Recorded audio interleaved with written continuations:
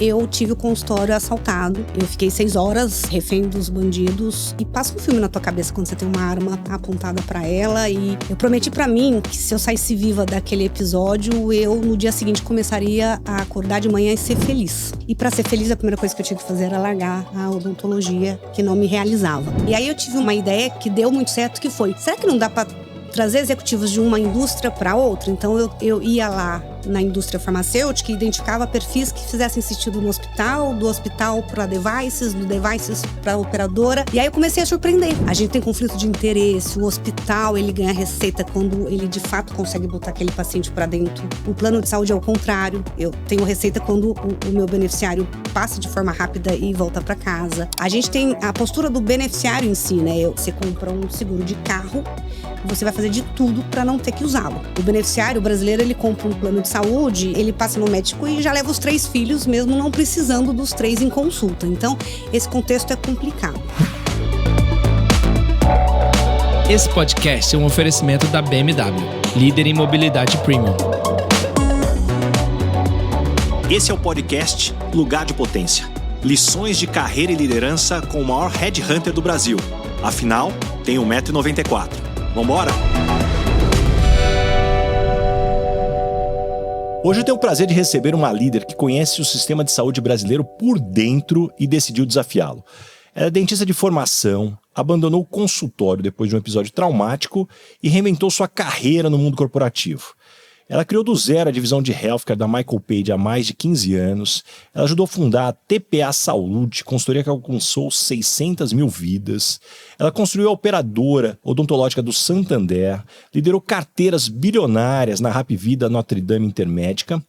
E com 20 anos transitando entre operadoras, seguradoras, corretoras e clientes, ela decidiu que era hora de fazer diferente.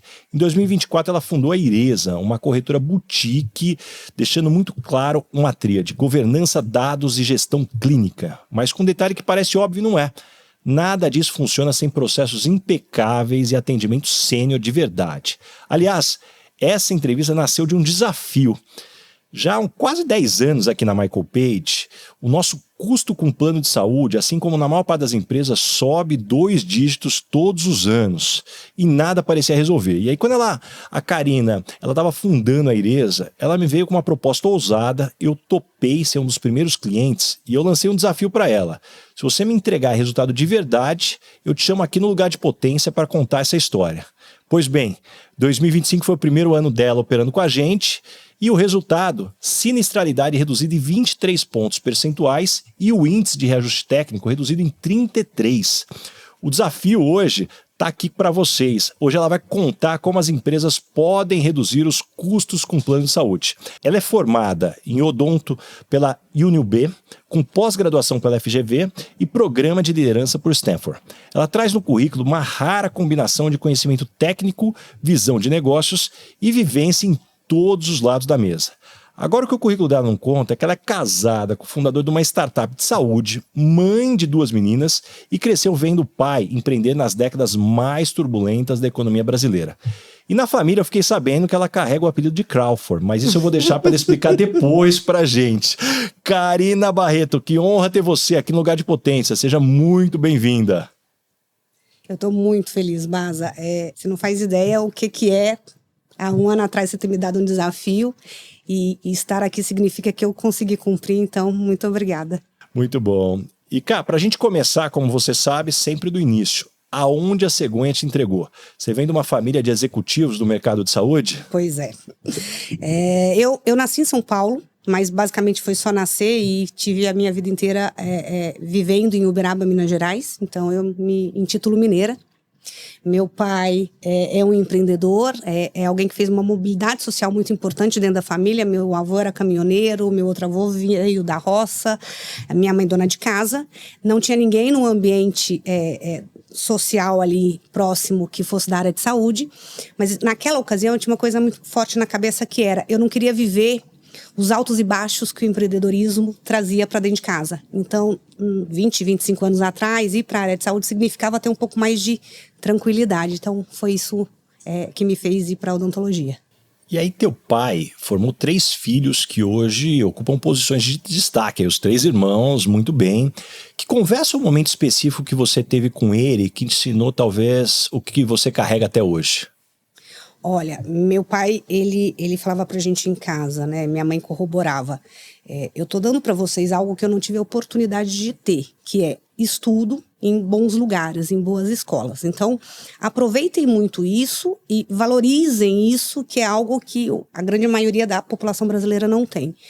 Então, a gente se dedicava muito no sentido de estudar, a gente olhava para aquele universo e falava, eu preciso entender que é um presente que eu tô tendo dele. E a gente seguiu nesse sentido. E você cresceu vendo o teu pai empreender nas décadas de 80 e 90 num Brasil, numa época de inflação, plano econômico, incerteza total. O que talvez você observou dele, ou absorveu dele, ao ver ele navegar nesse caos e talvez até que te preparou aí para os desafios que você veio a ter? Basaglio, eu aprendi desde muito pequena que a gente tem que viver com o que a gente tem. Né? Então, se a gente tem uma receita X, a gente tem que se organizar para que a gente possa viver ali o mês a mês com a qualidade e tranquilidade que a gente espera, mas ainda reservando algo para o futuro que é incerto. Então, eu tenho desde muito sempre isso muito forte na minha cabeça, seja no ambiente pessoal ou profissional. E me conta mais, na família você tinha um papel definido? Você era a mais responsável, a mais rebelde, a conciliadora? Me conta mais aí, como que era até a dinâmica aí entre irmãos? Eu era rebelde, tá? O que acontece? Eu sempre fui... Eu tenho uma personalidade forte e eu sempre fui muito questionadora. Então, eu nunca aceitei nada porque é assim. Eu queria entender o processo e a partir do momento que eu entendi o processo, obviamente eu seguia. Mas quando eu não o entendia ou não concordava, eu lutava por.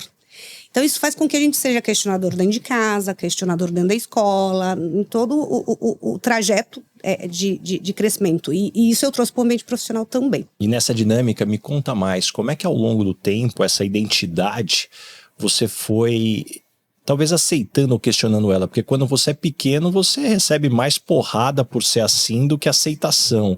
Em que momento você começou a perceber que talvez poderia ser aí um ativo importante? Basa, demorou, tá? Vou ser muito sincera. Então, eu tomava bastante, literalmente, porrada por ser muito questionadora. Meu pai sentava muito comigo, mas a minha mãe, e falava, você tem que tomar cuidado, porque senão a vida fica mais difícil para pessoas com esse comportamento. Eu vim para o ambiente profissional e eu literalmente caí de paraquedas no ambiente corporativo, e no começo eu também tomei bastante porrada por isso. Só que aí você vai ficando mais maduro, você vai observando o contexto, você vai começando a pensar mais para agir. E aí a vida foi me levando para um ambiente um pouco de mais tranquilidade, onde eu não perdi essa essência questionadora, mas a gente escolhe o momento certo, a fala certa, e aí a gente vai conseguindo ganhar mais contexto para chegar na onde a gente quer. É basicamente isso. E falando desses questionamentos, puxa, você escolhe odonto. Como foi essa conversa com seus pais? Eles apoiaram, questionaram ou simplesmente confiaram? Meu pai e minha mãe queriam que eu fosse feliz, né? E queriam tranquilidade. E naquela ocasião, naquele ambiente que você mesmo já citou, que era muito difícil empreender, meu pai ainda era do ramo do transporte. Então ele falava, Karina, o bom de ter um DR aí na profissão, e 25 anos atrás no interior, ser doutora era uma coisa que os pais tinham orgulho, né, para os filhos. Então eles achavam que ia ser tranquilo a minha carreira pós-formação acadêmica indo para este caminho. Então eles validaram ali a minha decisão de seguir por biológicas. Você se forma dentista e eu sei que você já estava exercendo essa profissão em São Paulo. Antes da gente chegar no que aconteceu da tua mudança, eu queria um passo antes. Quais eram teus sonhos profissionais na época, à medida que você se forma em odonto? A graduação para mim foi uma surpresa mais triste do que feliz. Porque indo naquela linha que meu pai sempre dizia, né? Se esforce, seja bom no que você faz. Eu passei em primeiro lugar na faculdade. Então, eu tive a grata surpresa de entrar num ambiente onde os professores olharam para mim e falaram, opa, deixa eu ajudar essa menina a se desenvolver. Fui monitora na faculdade, ajudava os meus colegas para estudar. E até o meio do curso, que era teórico, eu era muito feliz. Quando eu fui para o consultório e eu comecei a atender paciente, eu me frustrei. Não me identifiquei com a parte clínica, não me identifiquei com aquele ambiente onde eu passava o dia inteiro ali, tecnicamente executando uma atividade sem interação humana com as pessoas. Só que eu já estava no meio do curso, eu era a primeira na família ali de filhos a se formar. Quando eu dei uma insinuada em casa que eu poderia considerar largar a faculdade, quase infartei meus pais e aí tomei a decisão de concluir. O segundo movimento errado que eu fiz, eu era conhecida em Uberaba, na faculdade que eu exercia, até por conta desse contexto de boa aluna. Eu me formei, fiz as malas e vim para São Paulo. Em São Paulo, eu não era ninguém, né? Então, você tá numa carreira onde você já não é feliz, numa cidade de milhões de habitantes, onde você é só mais um, isso dificultou mais esse contexto de eu gostar da área. Mas era o que eu tinha na ocasião, então eu decidi fazer bem feito. Importante, né? Mesmo infeliz estando no consultório, eu sempre fiz questão de atender muitíssimo bem os meus pacientes e dar uma jornada para eles que eu acreditava que era correta. Mas eu era infeliz, eu acordava cedo e falava, putz, qual é a hora de voltar para casa porque não tá legal. E me conta, o que aconteceu que fez você querer mudar de rota e sair de odonto? Por mais corajosa que eu seja, e eu sou uma mulher corajosa, largar a única carreira que eu conhecia naquela ocasião era algo que provavelmente sozinha eu não teria como fazer. E aí eu brinco que o cara lá de cima deu um empurrão, né? Eu estava no consultório e um belo dia, numa época 20 anos atrás, onde infelizmente estava muito comum assalto a consultórios odontológicos, eu tive o consultório assaltado. Eu fiquei 6 horas refém dos bandidos e passa um filme na tua cabeça quando você tem uma arma apontada para ela e qualquer coisa que acontecer ali, você termina, né? Eu prometi para mim que se eu saísse viva daquele episódio, eu no dia seguinte começaria a acordar de manhã e ser feliz. E para ser feliz, a primeira coisa que eu tinha que fazer era largar a odontologia que não me realizava. E foi o que aconteceu, graças a Deus, eu saí desse episódio viva. E eu falei, não, eu tenho que cumprir e honrar aquilo que nessas últimas horas, com medo de morrer, eu prometi para mim mesma. Então, esse foi o último dia que eu cliniquei na minha vida. E, cara, muita gente passa por um trauma e congela. Como é que você transformou esse medo em movimento para reinventar a carreira? De onde que veio essa capacidade, energia, talvez, para ressignificar essa experiência? O que você perdeu, talvez ganhou nesse processo? Olha, não é simples.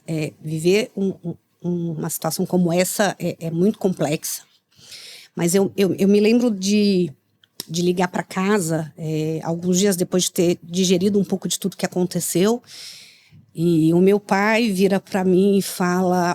Em hipótese nenhuma, você volta de São Paulo para Uberaba, porque você foi aí para vencer. Você vai vencer. Isso me marcou muito.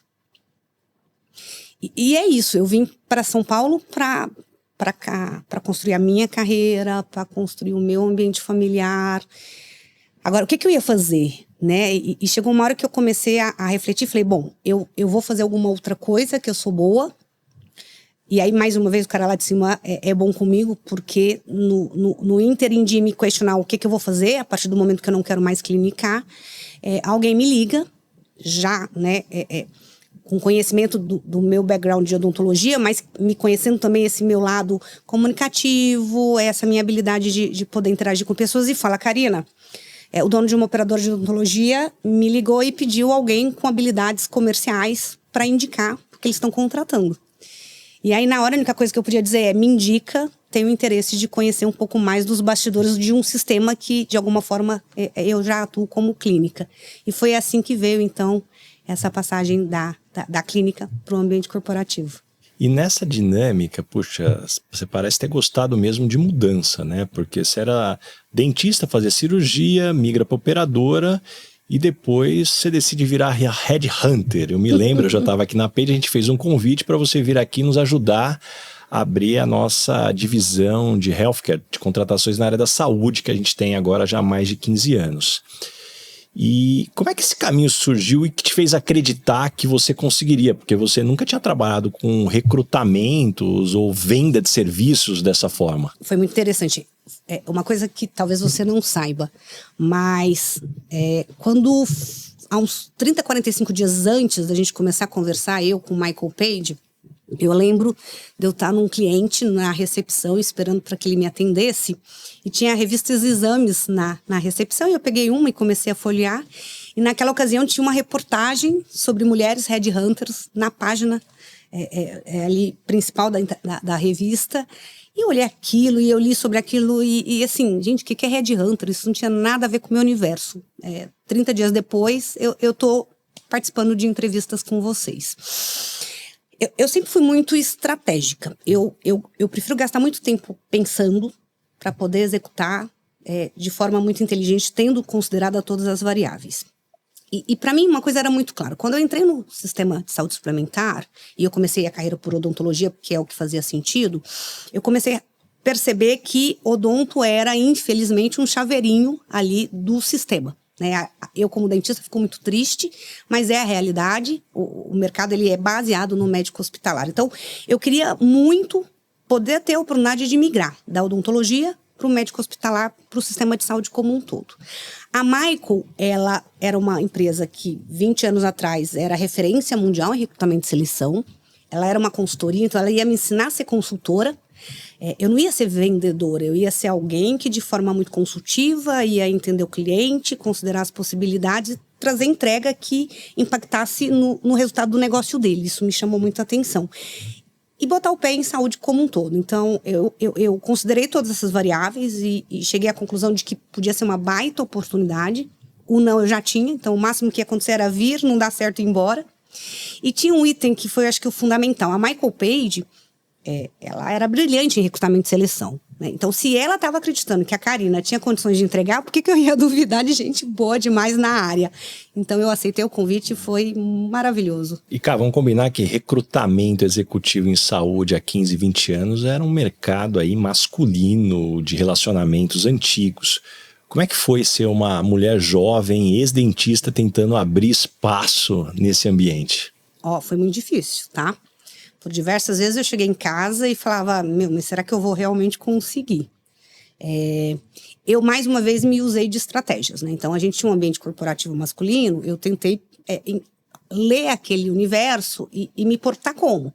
Então, eu era mais masculina na vestimenta, na postura, porque naquela ocasião isso pedia isso. Então, isso foi um primeiro ponto. Segundo, eu comecei a ter contato com o C-Level dessas empresas e a gente tinha 2 grandes nichos. O nicho de serviço desse mercado, hospitais, operadoras, medicina ocupacional, etc. Ele tinha a seguinte conversa. Eu conheço todo mundo porque eu sou muito já idoso, tempo de casa, então você não vai conseguir me agregar.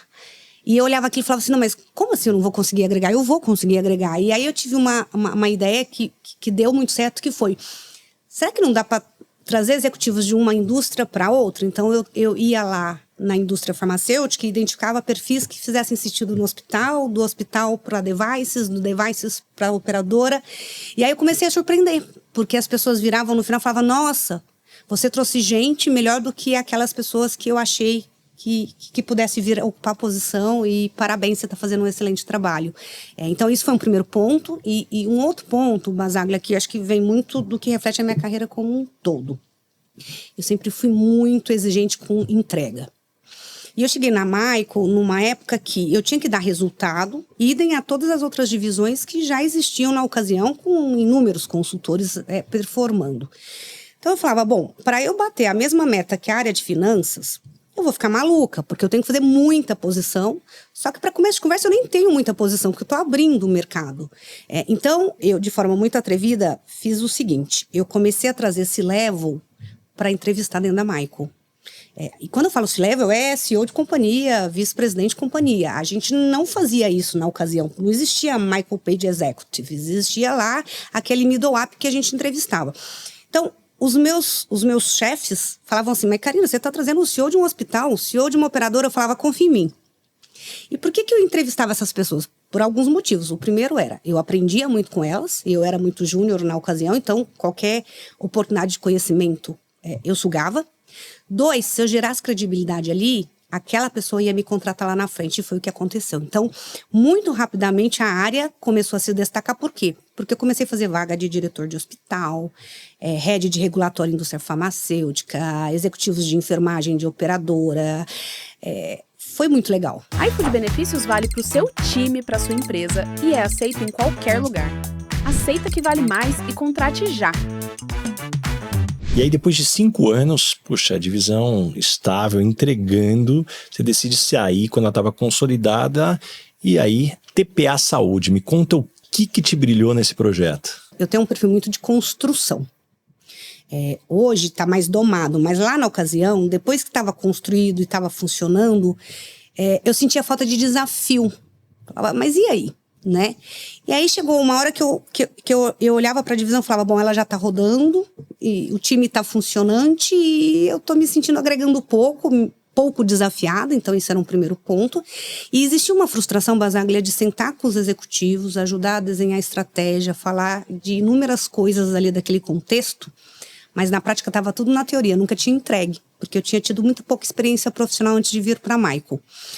Então, conversando com meu marido, que sempre achou que eu tivesse um perfil empreendedor, ele sempre bateu na tecla de Cássia, é empreendedora. Você pode ter lá atrás tentado correr disso, mas está no sangue. Ele me estimulou a olhar para alguma coisa que fosse de construção. E aí o ex-executivo vice-presidente da Intermédica, junto com o ex-superintendente da Associação Nacional dos Hospitais Privados, estava deixando suas companhias para montar uma corretora de benefícios para atuar de uma forma diferente, isso lá em meados de 2012, e fui convidada então para entrar como sócia e foi muito legal. E aí nessa trajetória, você ajuda a construir uma empresa que chega a 600 mil vidas. E aí, de novo, quando o negócio estava andando bem, você decide sair para acompanhar o Gustavo, seu marido, no Vale do Silício. Como é que foi abrir mão de uma sociedade próspera, porque estava funcionando, por uma nova experiência de vida? Eu estava muito feliz, de fato, eram quase mais de 4 anos e pouquinho que eu estava com a TPA Saúde. A gente já estava, para você ter uma ideia, no 2º ano a gente recebeu até oferta de compra, então era algo que para alguém com 30 e poucos anos de idade, eu acordava muito realizada e ia dormir muito feliz. Só que tem um detalhe, né? Para minha vida é um equilíbrio profissional e pessoal. Não adianta eu estar muito feliz no trabalho e isso não tá igual no ambiente doméstico. E eu sou apaixonada no meu marido. Todo mundo que conhece a gente vê isso. A gente, graças a Deus, é um casal, uma dupla. E eu conheci o Gustavo, e acho que depois dele ter me dito o nome dele, a segunda coisa que ele me contou da história dele eu sonho em empreender e impactar a vida das pessoas. E isso foi algo que a vida inteira ele sempre bateu muito na tecla. Ele até brincava, você tá com a TPA, empreendeu, e eu tô aqui, ainda no ambiente corporativo. E um belo dia ele chegou para mim e falou, Karina, eu tô sentindo que ou eu tento empreender agora, ou eu vou passar do time, até por conta de idade, carreira. Eu quero ir para Stanford, eu quero que o meu startup comece no Startup Garage de Stanford. E eu virei para ele e falei, vai lá e presta, né? Eu sempre bati muito na tecla do não, a gente já tem. Eram 9 vagas no Brasil naquela ocasião. Ele prestou, eu confesso que lá no cantinho, por mais inteligente que eu acho meu marido, eu falava, gente, 9 vagas pro Brasil, eu dei corda, mas eu vou ficar aqui tranquilinha aqui no meu trabalho. E aí ele passa, Basaglia, aí ele passou e foi um susto bom. Só que aí teve um segundo ponto que foi o seguinte, quando Stanford falou, parabéns, você passou, Stanford falou, você tem que vir daqui 3 meses. Mas a gente não tinha se organizado para ir, né? Você parar toda a tua vida e morar fora, sem receita, né, no dia a dia ali, é um contexto muito complexo. E aí o Gustavo chegou para mim e falou, cara, a gente não tem condição de ir agora, daqui 3 meses. A gente tem, financeiramente falando, nem colchão para fazer esse movimento. Por mais que eu tivesse a possibilidade de vender o meu pedaço na empresa, não ia dar para sustentar. E aí tem uma outra coisa que eu acho que foi muito bacana de contar, que mais uma vez, o não a gente já tem. Então eu sentei com o Gustavo e falei, Gustavo, a gente vai escrever uma carta para o reitor da faculdade e para o diretor do curso, explicando por que a gente não consegue ir daqui 3 meses. E que, ao mesmo tempo, isso é o seu sonho de vida, a ponto de eu querer vender a minha parte na sociedade, largar o Brasil e ir contigo. Ele falou, Karina, impossível, imagina. E aí, de fato, o Gustavo escreveu uma carta para a faculdade dizendo, eu não tenho condições de agora, financeiramente falando, não sustentaria. E a gente tomou um não. So sorry, mas ou você vem agora ou presta de novo. E aí eu falei, Gustavo, de jeito nenhum, nós vamos escrever uma segunda carta e a gente vai explicar para eles porque a gente não tem condição de ir em detalhe. E aí a gente sensibilizou a universidade e a universidade aceitou. E o Gustavo foi matriculado para o ano seguinte. Então a gente viajou um ano depois com tranquilidade, se organizando. Eu deixei a empresa muito bem construída para que os sócios pudessem tocar. E aí a gente foi viver o sonho de estar no Vale do Silício, aprender dentro de uma das melhores universidades do mundo. Foi fantástico. E o que você esperava encontrar no Vale? O que te surpreendeu e o que talvez era diferente do que você imaginava? Eu achei que eu fosse ver muita tecnologia. E obviamente eu vi. Mas tem uma base ali muito de processo, de agir rápido, testa, funcionou, segue, não funcionou, não segue. Somado a isso, você viver inúmeras culturas num único ambiente, né? Então, assim, como é que as empresas são feitas e montadas na China, em Israel, na Índia, nos Estados Unidos, no Brasil? Você ter essas trocas, ela é muito, muito, muito bacana. E aí você aproveitou para fazer também o programa de Stanford, 18 meses estudando post-dojo com gente bacana, né? O Jeffrey Pfeffer, que você me falou, Margaret Neal, sobre negociação. O que mudou talvez na forma como você decide, lidera depois dessa experiência? Baza, quando eu decidi fazer Stanford, eu estava buscando mais conhecimento técnico. Eu tive a oportunidade de estudar com gente de todo lugar do mundo, então isso ampliou muito o meu leque, no sentido de, já considerou esta visão ou esse jeito de avaliar as coisas? Isso é algo que eu suguei muito dos meus colegas. Agora, esse tipo de professor, ele traz para você algo que senta, entende, planeja, avalia, depois você executa, né? Deixa a execução, depois que você já validou todas as possibilidades de teoria e de caminhos. Isso foi algo que eu botei muito em prática. No campo de comercial, negociação, eu aprendi uma coisa muito simples, que você consegue chegar onde você quer se você tiver estratégia. Então, ao invés de eu ir para um processo de negociação para um cliente caindo de paraquedas, se prepara, monta estruturas onde as técnicas de negociação vão te fazer chegar onde você quer e com isso ter o êxito que você precisa. Isso foi basicamente os principais pontos que eu aprendi ali. E aí vocês voltam, entre outras experiências que você teve, mas eu quero trazer para o dia de hoje, você e o Gustavo empreendendo ao mesmo tempo, cada um com seu projeto em fases diferentes. E vamos combinar que empreendedor nos primeiros anos constrói equity, não renda. Até porque tudo que gera vai investido na empresa. Como é que foi emocionalmente viver essas fases apertados juntos com duas filhas pequenas? Me conta mais, que é a parte que as histórias da internet não contam do lado do empreendedorismo, que só vende o lado bonito. Pois é, o pessoal vende o legal, né? Mas o desafiador ali no dia a dia, às vezes a gente não escuta muito.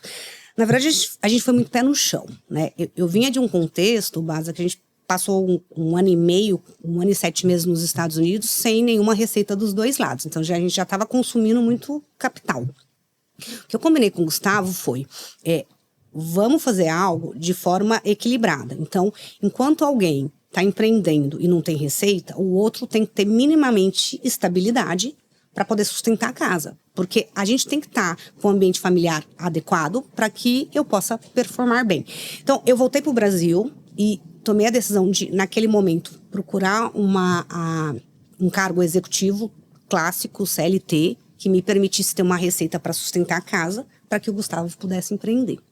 E foi quando eu fui para a seguradora, para o banco, para a Zurich Santander, montar a operadora de odontologia, que foi a Odonto Santander. Quando o Gustavo já deixou a empresa estabilizada, com os investidores todos já os apoiando e permitiu chegar no momento de falar, agora eu consigo bancar, aí eu comecei a olhar para o contexto e falar, então agora, se der certo de eu voltar a empreender, o Gustavo segura as pontas. Então, a minha, humilde recomendação, os dois, empreender ao mesmo tempo... Na mesma fase? Eu acho muito complexo, porque é muito difícil. E me conta mais, se você tivesse que dar mais conselhos para um casal que está pensando em empreender junto ao mesmo tempo, o que mais você diria com o aprendizado de vocês? Lá em casa a gente decidiu não empreender juntos, no sentido de estar no mesmo negócio, né? Então, o Gustavo tem o universo dele, que eu palpito feliz da vida no sentido de querer contribuir, e ele faz a mesma coisa dentro da Iresa. Agora, trabalhar juntos, viver 24 horas aquele negócio, ainda mais no começo, que é muito desafiador, e ainda chegar em casa, ter o terceiro turno com os filhos e tal, eu sei que é muito comum, às vezes, os casais empreenderem juntos, mas eu acho que é muito complexo. Então, a primeira dica que eu daria é, cada um segue a tua trilha, chega em casa à noite e vai trocar experiências e um vai ajudar o outro. Eu acho que é mais a probabilidade de dar certo, ela é maior com essa dica que eu tô dando aí. E cá, quem te conhece, a gente tem muitos amigos em comum, sempre fala que você tem um senso de ownership absurdo. Quando aparece um problema, né, no interior a gente fala de pegar o boi pelo chifre. Isso é instinto? Foi construído? Você aprendeu na dor? Como é que você vê essa construção? Baza, grande parte veio de nascença, literalmente. No começo era até demais, sabe aquela coisa de não dar nem espaço para as outras pessoas, porque quando você vê, já tá ali, como diz o outro, pegando o boi pelo chifre. Só que aí, no ambiente corporativo, eu comecei a entender que eu tinha que me segurar e dar oportunidade para os demais.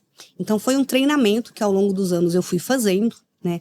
E esse treinamento desde estudar muito, desde ir para terapia, praticar yoga. Então, se a gente corre atrás de várias alternativas para que a gente possa entender o que é o seguinte, dar espaço para os demais e tenha essa postura muito mais de orientação. Então, ao longo do tempo, eu fui tentando ser menos dar para mim e mais o como é que eu te ajudo a você tocar. Então é meio que isso. E você passou 20 anos aí, pouco mais, vendo o mercado de saúde por todos os ângulos. Operadora, seguradora, corretora, cliente, recrutando. Explica pra gente aqui, pra todo mundo que tá nos escutando, nos assistindo, por que os custos com plano de saúde sobem 2 dígitos todo ano e parece que ninguém consegue resolver? Não é uma resposta simples. Tem N aspectos aqui desse contexto, né? Então a gente vem de uma indústria muito complexa. A gente vem de uma indústria onde ela ainda está num processo de profissionalização. Então, você olha para as operadoras, a gente tem inúmeros sistemas legados, com muito dado que não se conversa. A gente tem conflito de interesse. O hospital, ele ganha receita quando ele, de fato, consegue botar aquele paciente para dentro e aquele paciente passa uma jornada ali dentro. O plano de saúde é o contrário. Eu tenho receita quando o meu beneficiário passa de forma rápida e volta para casa. A gente tem a postura do beneficiário em si, né? Eu gosto de fazer um paralelo muito importante, Basaglia, que é o seguinte: você compra um seguro de carro e você vai fazer de tudo para não ter que usá-lo. O beneficiário brasileiro, ele compra um plano de saúde e ele passa no médico e já leva os 3 filhos, mesmo não precisando dos 3 em consulta. Então, esse contexto é complicado. A gente também tem um mercado intermediador, que são as famosas corretoras e consultorias, que é onde a Iresa está inserida, que é uma indústria que evoluiu muito pouco no aspecto de agregar. Então, o mercado corretor tradicional, ele é um mercado que nasceu para vender, substituindo o departamento de venda dos players. Só que ao mesmo tempo que tudo isso começou a não se conversar, ao invés do mercado de corretagem entrar para agregar no sentido, peraí, deixa eu botar vocês todos na mesa e vamos juntos entender os desafios de custo, o mercado ele continuou ali assistindo de camarote. E se ele não atua, fica muito difícil. Então, assim, é complexo.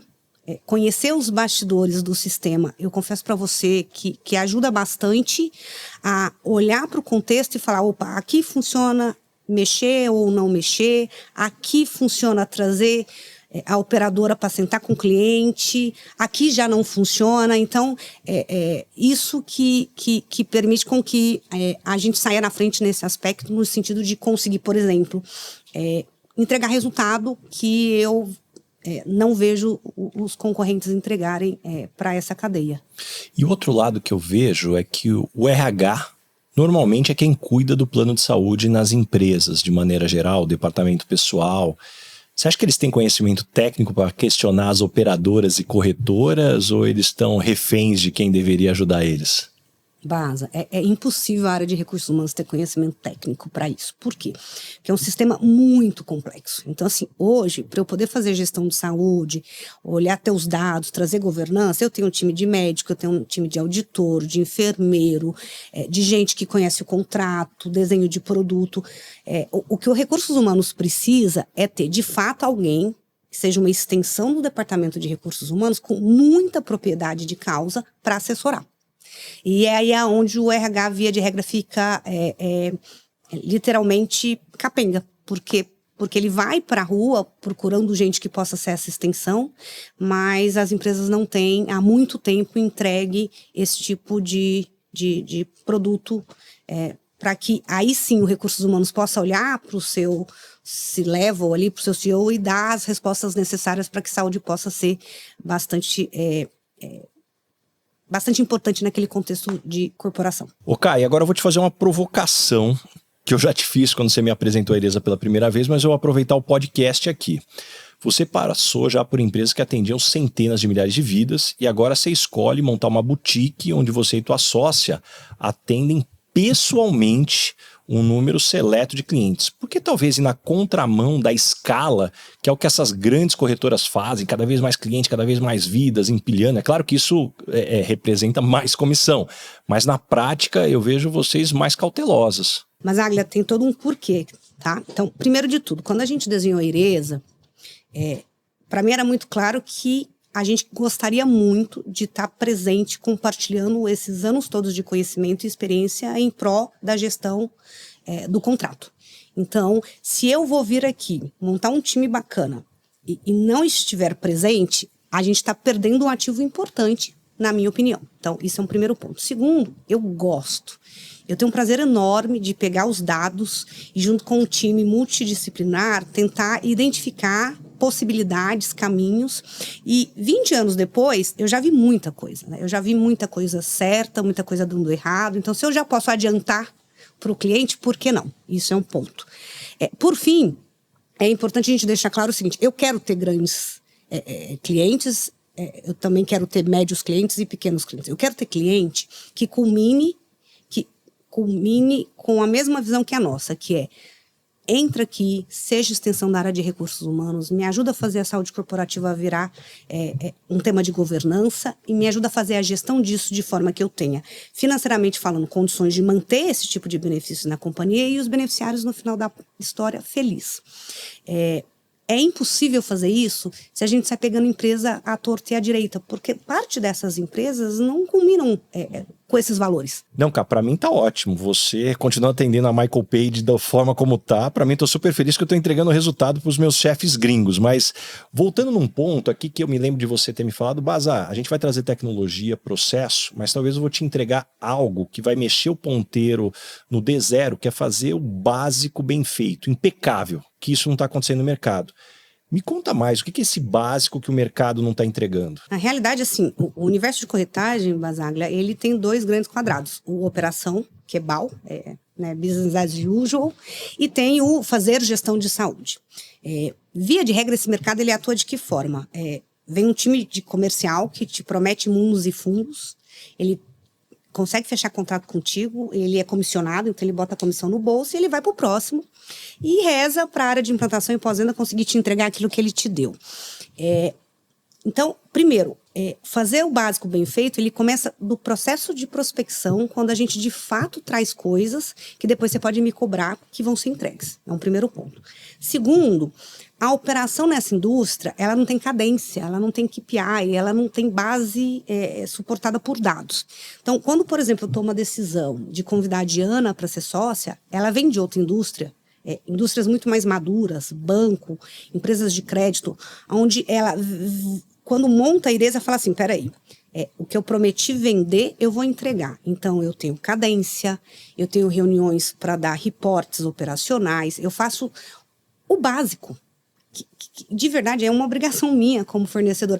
Mas quando eu comparo com os demais, quantas vezes eu entro em reunião de prospecção e os clientes falam, Karina, o corretor não aparece. Aqui é o contrário, tá? Eu vou ficar no teu pé para todo mês a gente sentar para conversar. E Caio, eu me lembro nas nossas primeiras conversas de você me falar, Basa, eu vou implementar um concierge que você vai entender a diferença entre o que é prometido e é entregue.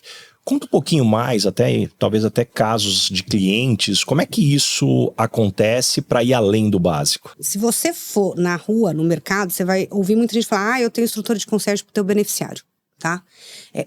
Se você mapear essas estruturas, normalmente são robôs que respondem ali de forma suporte o básico do que você precisa sobre o tema benefício.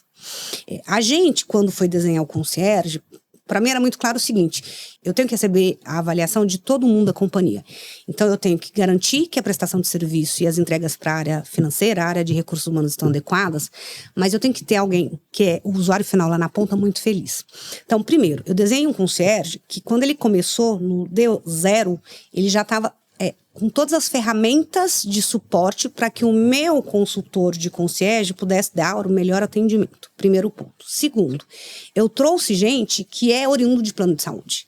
Eles conhecem os bastidores, eles conhecem as regras, então isso ajuda. Terceiro, encantar o cliente. Eu preciso ter pessoas que acordam e vão dormir com o mindset de eu vou encantar essa pessoa que me abordou. Dito isso, a gente tenta ir além. Em que aspecto? Quando você me aborda no concierge, você tem uma demanda, você é leigo e você está ali tentando flutuar naquela jornada da melhor forma possível. E é o meu papel como especialista te guiar. Vou dar um exemplo prático do que a gente vivenciou em 2025 em um episódio de atendimento do concierge. Um beneficiário, primeiro, nos chegou pedindo ajuda para poder agendar uma consulta numa rede credenciada normal e fizemos o trabalho ali muito rapidamente. Só que aí depois ele voltou e falou o seguinte, gente, eu queria ajuda agora para marcar a cirurgia. Nossa, mas eu fiquei tão chateado porque vai ser no particular. Então o concierge olhou aquilo e falou, mas peraí, uma consulta na rede credenciada com uma cirurgia no particular, isso está estranho. A gente proativamente fez contato com o beneficiário, foi entender a demanda. Voltamos para a nossa área técnica de saúde, falamos, essa história não está esquisita? Tá muito esquisita, vamos avaliar. Fizemos contato com o médico corroborou a história do beneficiário. Resumo da ópera, tá? Para a gente encurtar a história. Esse beneficiário não precisava operar, a gente acabou agendando com 2 outros médicos, também de referência na rede, que validaram que a cirurgia não era indicada. A gente descobriu que o médico estava fraudando o próprio convênio, porque ele queria cobrar no particular algo que, por rede credenciada, ele devia estar atendendo. Reportamos para o convênio, todo mundo ficou feliz, né? O concierge tradicional, ele não faz isso, ele simplesmente atuaria em agendar o processo e falar, tá aqui, te entreguei o que você me pediu. Tô chocado com essa história aqui. E o que você acha que um CEO, um diretor, deveria perguntar para a atual corretora, que provavelmente nunca perguntou, para saber se ele está sendo bem atendido ou não? Nossa, mas Aglo, eu acho que na tua cadeira, acho que é importante, uma vez que a gente está falando de um benefício que é praticamente o segundo maior custo da companhia, vir ali a demanda de me mostra o que foi feito, me mostra o que está sendo desenhado, me mostra a cadência para se chegar no resultado. Você vai ficar surpreso, porque a grande maioria, infelizmente, vai ouvir o corretor só chega aqui quando tá faltando 30 dias pro reajuste. E aí, já foi, né? Não dá para atuar. É basicamente sobre isso. Você se envolve com as histórias, experiências e aprendizados que eu compartilho aqui em cada episódio? Então pense no efeito transformador dessas lições aplicadas na sua equipe. Conheça mais sobre a minha palestra Lugar de Potência acessando o link na descrição do episódio. Não só inspire, mas revolucione o potencial do seu time. E deixa eu trazer agora um outro prisma, cara. O teu irmão, Diego Barreto, CEO do iFood, tua irmã sócia da PwC, teu marido Gustavo, fundador da Livance, né, startup de sucesso. Como é que é viver num ecossistema onde todo mundo ao redor está performando em altíssimo nível? Quais são os benefícios e a pressão, talvez, que isso te traz? Basa, eu me sinto abençoada por ter a oportunidade de ter tanta gente muito diferenciada ali no meu entorno, né? Então, eu uso isso a meu favor. Então, a Ireza é alguém que, como você disse, eu tenho o Diego Barreto, para ser um advisor nosso em temas estratégicos, quando eu sinto a necessidade de ouvir alguém de fora. A gente troca muito. Então, quando eu digo, eu sou uma corretora, mas eu tenho um papel de consultoria, eu tenho como referência a minha irmã, que há 20 anos está na PwC, que é uma das principais consultorias no mercado. Eu vi, né, como ela construiu a carreira dela, e eu quero sugar tudo aquilo que é legal ali daquele processo para trazer para a gente. Então, eu sou uma empresa pequena que olha a cultura, eu sou uma empresa que começou agora, que quer desenhar um modelo onde os funcionários que performam bem vão vir a ser sócios um dia.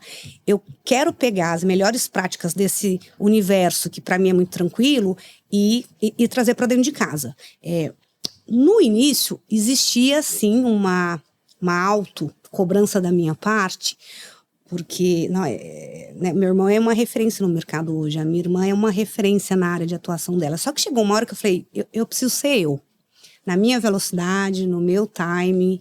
E aí hoje, os almoços de domingo são para trocar, são para contar o que está dando certo, o que está dando errado, pedir conselho, palpitar. E com tanta referência de sucesso dentro de casa, como é que vocês estão criando a Maria e a Luísa para terem a própria identidade? Vocês querem que elas sejam ambiciosas como vocês? Ou talvez uma parte de você deseja que elas tenham um caminho mais leve?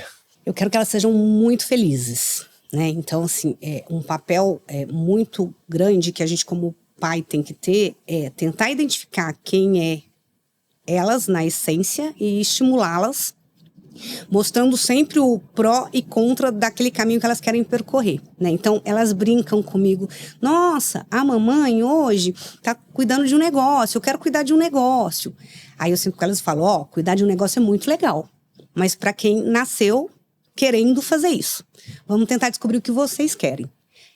Eu sonho para que elas sejam felizes, e é importante que a gente não perca isso de centro, porque, por exemplo, a natureza da Karina é cobrar, né?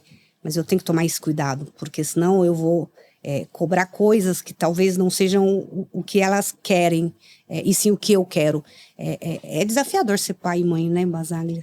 Totalmente. Tem um outro lado que eu quero puxar, esse teu perfil de buscar pegar o boi pelo chifre, assumir a dianteira. Hora que naturalmente você trabalha com saúde, você também tem situações de saúde na sua família.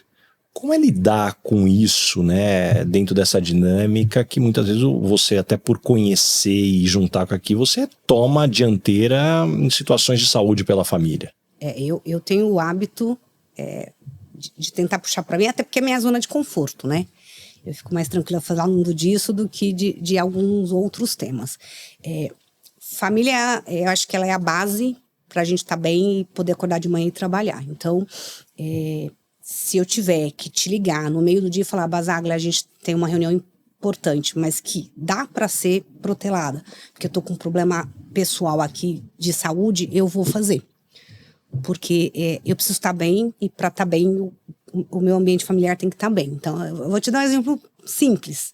O meu avô, que era um encanto de ser humano, e nós três lá em casa todos apaixonados por ele, um belo dia, aos seus 80 e poucos anos, levantou para ir fechar o portão, tropeçou na Havaiana e caiu e machucou, e foi achado no dia seguinte deitado ali no chão. Quando ligaram aqui pra gente em São Paulo e contaram esse episódio, cara, eu parei tudo e falei, eu preciso ir lá, porque ele precisa de mim.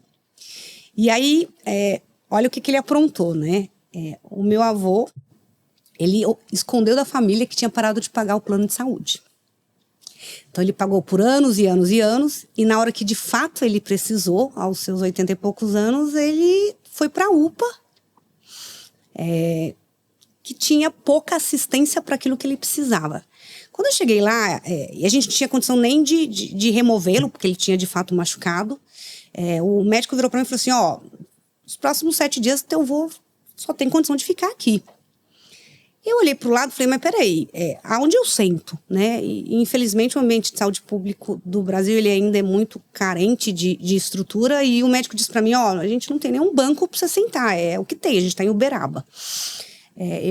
Eu fui na casa do meu avô, peguei um colchão no quarto de solteiro que ele tinha, estiquei do lado da cama dele e eu dormi na UPA por 1 semana.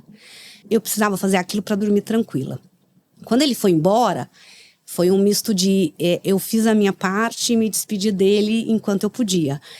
Eu acho que isso serve para tudo. Então, eu acordo sabendo que eu tenho uma agenda muito importante para encantar os meus clientes, mas eu não vou omitir a ajuda a quem estiver no meu entorno, mesmo que isso signifique a gente vai ter que deixar essa conversa para amanhã, porque agora tem alguém precisando de mim. E Cássia, que trabalha com saúde, você vê de perto como é que eu vou definir aqui, né? Você vê de perto como é que o corpo e a vida são frágeis. Isso te faz talvez viver de uma forma diferente? Ou às vezes você também cai na armadilha de adiar as coisas importantes? Eu, de fato, vejo ao vivo e a cores o quanto a população está obesa, doente. Muito das doenças que a gente tem cada vez mais tendo incidência, como Alzheimer, como câncer, ela já é constatada que é fruto, parte genético, parte por comportamento mesmo do ser humano. Então, eu venho há bastante tempo, junto com meu marido, estudando sobre esses assuntos, por 2 motivos. Primeiro, porque são assuntos que eu preciso ter condição de depois discutir com a tua área de saúde enquanto cliente. E com isso, propor ações que possam vir a melhorar a saúde do seu funcionário.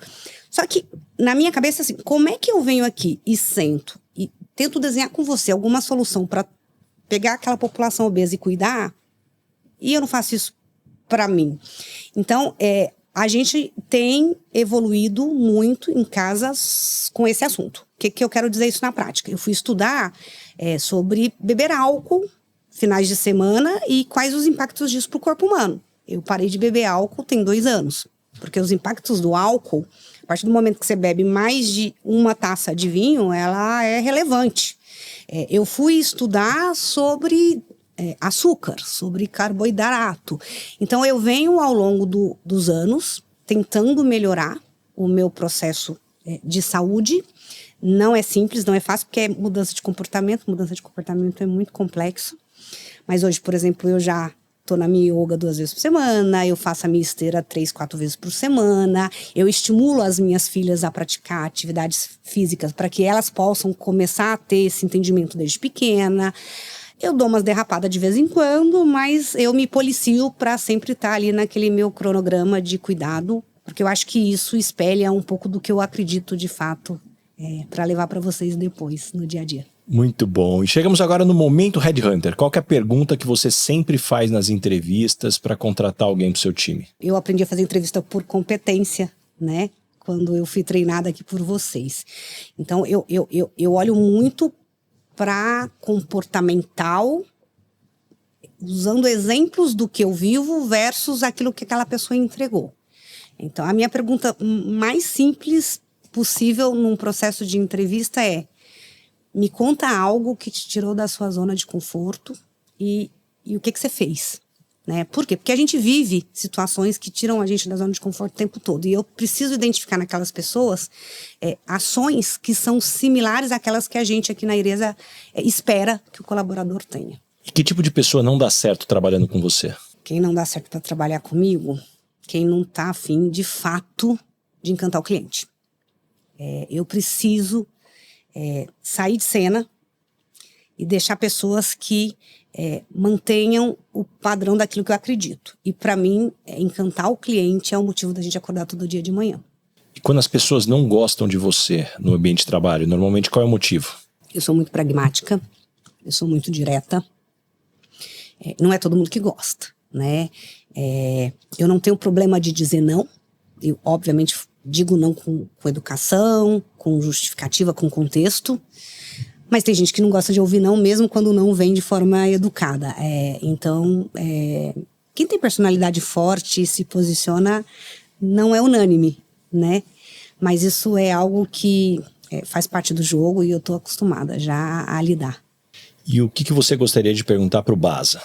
Primeiro de tudo, eu queria agradecer, tá? Porque você, de fato, como companhia, foi a primeira empresa que apostou na Iresa E hoje, se eu tenho vários outros clientes e várias histórias de resultado entregues, foi graças a essa sua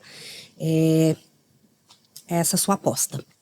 A pergunta que eu queria te fazer é, quando você olha para trás, se caíssem outros startups aqui, falando, acredita em mim, o que você acha que ia ser a tua postura? Bom, primeiro não tem nada que me agradecer. Eu tenho que agradecer que você está entregando o resultado. Mas o que eu acredito é que toda empresa tem problema para ser resolvido.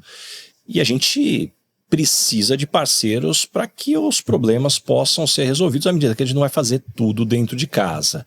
Mas é claro que existe uma complexidade quando eu comparo a Michael Page, empresa britânica, as ações negociadas na Bolsa de Londres, toda uma governança.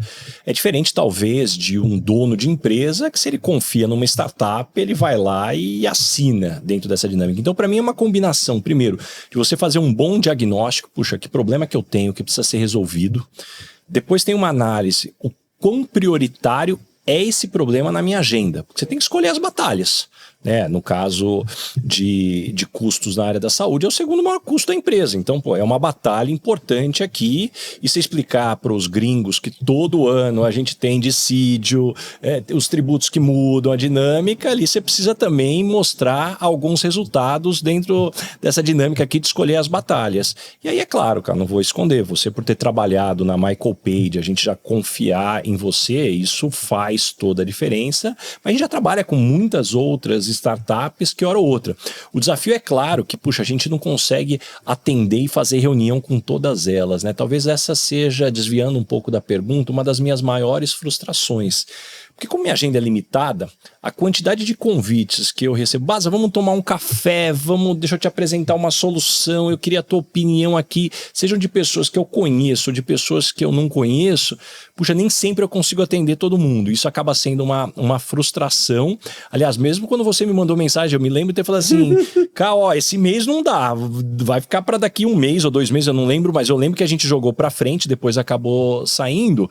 Mas acho que na hora, depois que você tem uma reunião, é muito olhar para a história. Eu acho que você apostar em alguém que não tem track record nem de cliente, mas se também não tem uma história profissional, é mais difícil. Então eu sempre tento olhar um desses dois prismas aqui nessa dinâmica. Legal. Paytrack, a minha plataforma para gestão de viagens e despesas corporativas. Incomparável. E chegamos agora na hora da pergunta Paytrack. Me conta sobre uma viagem a trabalho importante que impactou positivamente na tua carreira. Baza, eu lembro quando a gente estava botando o Odonto Santander de pé, e eu fui para Uberlândia, para uma empresa parceira de call center, onde a gente tinha em torno de 100 PAs ali para ajudar a gente a prospectar os correntistas do banco e vender o produto. E por que me marcou? Porque numa situação normal, você vai para um ambiente desse e treina sobre o produto e as pessoas vão vender aquele produto. Só que eu sou muito da teoria que você tem que acreditar no que você está vendendo, porque senão a venda não é genuína. Então eu cheguei lá e eu parei todo o cronograma que estava desenhado naqueles 2-3 dias de treinamento e fui ensinar saúde bucal. Eu fui ensinar para as pessoas a importância disso, para que elas genuinamente entendessem o conceito, para depois falar, opa, eu vou ligar para um correntista e eu de fato vou vender algo que eu acredito que é importante para ele. Chegamos agora no momento, Dona Ângela. Complete a frase. Eu sou esquisita por quê? Porque eu tenho o hábito de ser muito transparente. E qual a maior situação engraçada de perrengue que você já passou no mundo corporativo? Perrengue? Nossa, tem uma boa. Eu estava na Michael Page, aquela pegada ali de começo de startup, etc e tal. E um belo dia a gente recebeu uma ligação da vice-presidente de recursos humanos da Intermédica. Naquela ocasião, a Intermédica era a maior operadora de saúde do país. A gente vibrou, né? Corremos para fazer a reunião, eu e meu chefe. E quando a gente estava descendo o carro para entrar no prédio, a minha calça rasgou na lateral, Basaglia. E a gente estava em cima da hora. Tipo, tinha minutos para entrar e era a vice-presidente de recursos humanos. E aí eu olhei para a pessoa que você conhece, era meu chefe, falei, o que a gente faz agora? Ele falou, se vira. E a gente tinha uma pastinha na época do analógico, que a gente andava com aquela pastinha para anotar as reuniões. Eu passei 1h15 com a pasta pregada na minha lateral e tive que memorizar tudo que a gente conversou, porque eu não podia tirar a pasta para anotar, porque senão iam ver o que não devia. Então, isso me marcou e foi motivo de muita risada depois. E caminhando agora para o final, o nome desse podcast é Lugar de Potência. Qual que é o teu lugar de potência? Que tipo de situação e ambiente pode jogar que você brilha? Falar de saúde suplementar é um ambiente de muita tranquilidade para mim e eu tenho muita propriedade oriunda de 20 anos de muita entrega, de muito trabalho, então ali é a minha zona de conforto. Me conta uma verdade que as pessoas não costumam dizer e, na sua opinião, é fundamental para se ter sucesso. Acho que as pessoas precisam ser mais sinceras com os riscos de se não optar por tais caminhos. O ser humano, ele tem muito medo de trazer os riscos e aquilo não cai bem. Eu acho que a gente precisa aprender a dizer melhor o não, com muita propriedade, com muita riqueza de informação, e isso gerar mais credibilidade para o outro lado, e isso permitir que aquele outro lado, tomando a decisão, fique mais tranquilo da transparência com que o contexto foi trazido à mesa. E o que você aprendeu nos últimos 12 meses, seja em conhecimentos ou habilidades? Quando você de fato entrega bem, você não precisa de área comercial, porque o teu cliente, ele é a tua área comercial. Então, hoje a Iresa tomou a decisão de não seguir com contratação de time comercial. Por quê? Porque quando alguém quer saber como a gente entrega, eu passo o celular, seja do CEO, seja do coordenador de RH, seja do financeiro, de inúmeras empresas, não só de uma, e todos eles conseguem com propriedade falar o que a gente fez, o que a gente entregou, e isso me gera mais reuniões, mais cliente. Isso foi o maior aprendizado que eu tive nesses últimos 12 meses. E me deixa algumas dicas de fontes de conhecimento. Como é que você se mantém informada e se desenvolve? Eu aprendi, na minha época de headhunter, que trocar conversa com as pessoas é uma baita oportunidade de aprendizado. Então, desde que eu passei pela Michael, eu mantive essa minha agenda de conversar com pessoas. Eu tenho rotina de 1 a 2 vezes por semana almoçar com gente da indústria, com empresas concorrentes, aonde eu sugo conhecimento, onde eu trago uma tese e escuto a opinião dessas pessoas. E eu acho isso muito relevante para eu continuar estando atualizada neste contexto. Por fim, estudar no sentido de ler as principais informações oriundas da agência ou de institutos que são muito validados no contexto, para também estar a par tecnicamente do tema e somar isso tudo para agregar. E agora me indica 3 pessoas bacanas para eu convidar para esse podcast e ter uma conversa como essa. Na lata, sim? Na lata. Bom, eu vou puxar a sardinha aqui para mim e eu te indico meu marido. A Livance tem feito trouxe uma solução muito bacana para o mercado, resolveu um problema forte aí dos profissionais de saúde em relação a custo, então acho que vale a pena ser compartilhada. 2, acho que a minha irmã, eu não podia deixar de trazê-la. Bom, já entrevistei o Diego, falta entrevistar ela agora. Exatamente, senão o seu Reginaldo Barreto vai ficar incomodado. Mas por que a minha irmã? Ela participou fortemente desse processo junto à Brasília, da construção da reforma tributária, que é algo que está muito em voga e que é pertinente para qualquer mercado. Então fica aí como sugestão a Mariana. E aí... vou aqui compartilhar um dos nossos mais novos clientes, que são a empresa Ricó Móveis. O Fábio Ricó, ele está na 5ª geração. Isso é raro para uma empresa, ainda mais ele que se posiciona como uma companhia com um produto muito premium, né? Então, fica a dica, é alguém brilhante que tem conseguido trazer modernismo para a companhia sem perder a essência de que a base lá atrás construiu. Acho que seria Adorei. Aliás, cara, deixa eu te falar. O Fábio Eu sei que ele é ouvinte do podcast. Jura? Porque a gente tava almoçando. Pô, mas adoro o podcast. Cara, eu preciso trazer aqui. Não, ele é mais low profile. Jura? Depois aqui, Ai, ó. Então, meu pra ver Deus. se você tiver reunião com ele, você puxa a orelha dele e fala, ó, Fábio, você tá nos escutando. Aliás, eu sei que você escuta a hora que você tá levando teus filhos na escola pra eles escutarem junto com você. Eles também, às vezes, não aguentam mais escutar a voz do Baza. Fábio, você não vai fugir agora do próximo Nossa, convite aí. Agora ficou isso. Ai, meu Deus. Bom. E uma pergunta que eu faço pra todo mundo que passa por aqui. O que é felicidade pra você? Baza, felicidade. Eu acho que é um mix de ser grata, né? Ser grata pelo que se tem, ser grata pelo que se conquistou e ainda ser grata pelo que se pode fazer. Felicidade é chegar em casa todos os dias e ver que eu cumpri a minha missão. E que eu vou começar o meu 3º turno, que é cuidar das minhas filhas, estar com meu marido, que não é fácil. Às vezes a gente está exausto, a gente está mentalmente sugado, mas ao mesmo tempo você olha para aquilo ali e vê um sorriso, e isso é maravilhoso. Eu vou te dizer que nesse contexto de felicidade, me deixa muito feliz pegar pessoas com muito potencial e poder ajudar elas nessa jornada de crescimento.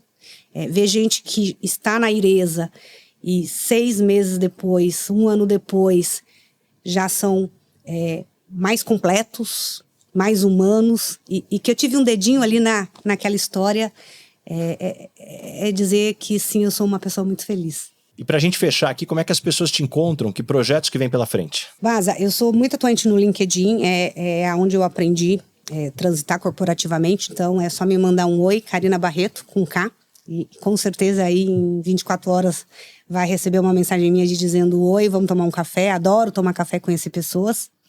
E aí toma a liberdade, se você me permitir, de deixar aqui um desafio, se você é uma empresa que está com problema de custo, com problema de atendimento, se você quer trazer aí o saúde corporativa para uma agenda mais de governança, me liga, faz contato, a gente adora desafio, adoro pegar problema e resolver, e vai ser um prazer poder ter mais gente com o mesmo desafio que um dia a Michael Page me deu, e história depois para contar, é sobre isso. Muito bom, adorei, muito obrigado mesmo. Eu tenho certeza que todo mundo que nos escutou até aqui saiu com páginas e páginas de anotações, muitos insights, muitas lições. Obrigado por abrir tua agenda e vir bater esse papo aqui. Aliás, quem escutou até aqui, aproveita para compartilhar esse episódio com todos os amigos, todos os grupos de WhatsApp. Muito obrigado mesmo, Karina. Basaglia, gratidão eterna aí pela oportunidade de compartilhar um pouquinho da minha história. Obrigada e tamo junto aí em 2026. Valeu, obrigado.